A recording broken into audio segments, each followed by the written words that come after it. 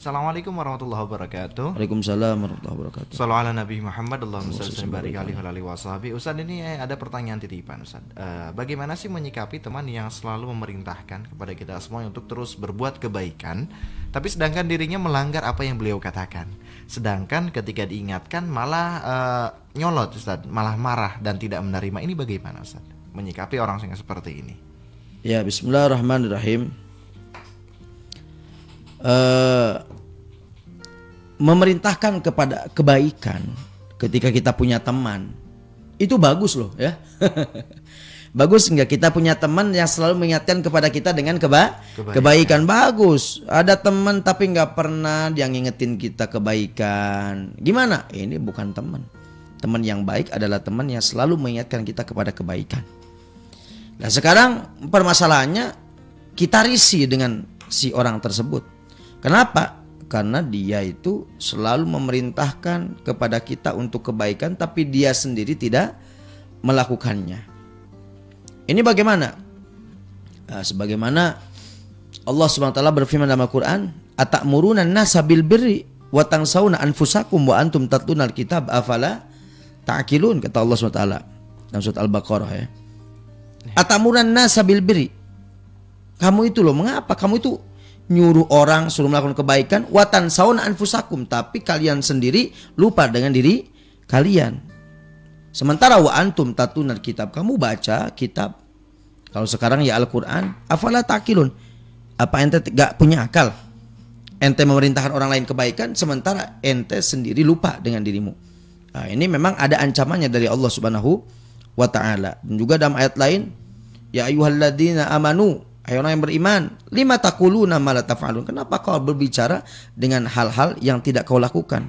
Maka kata Allah apa? Kabura maqtan 'indallah an taqulu ma la taf'alun. Wah, ini adalah ancaman berat, amat besar kebencian di sisi Allah SWT bagi orang-orang yang mengatakan hal tersebut tapi dia tidak melakukannya. Tapi ini kembali kepada urusan dia. Ada teman selalu mengajak kebaikan, bagus, lalu dia tidak melakukannya, kita ingatkan dengan ayat ini, ente itu tahu enggak ini ayatnya begini-begini, lalu dia tidak mengurus, itu urusan dia. Yang penting kita ambil sisi baiknya, kita selalu diingatkan. Lalu sekarang masalah lagi, bagaimana kalau kita ini mau mengingatkan orang lain kebaikan tapi kita sendiri belum melakukan, sehingga saya khawatir dengan ayat tadi yang saya bacakan.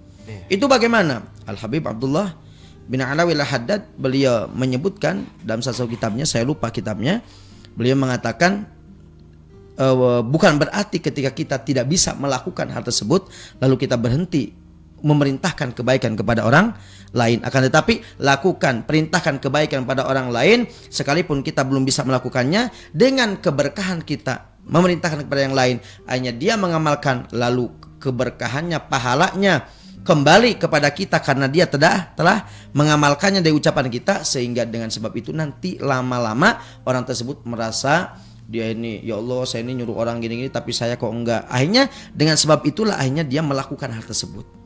Jadi kalau misalnya kita nunggu, ya saya mau dakwah itu kok saya sendiri masih gini, terus kapan mau dakwahnya?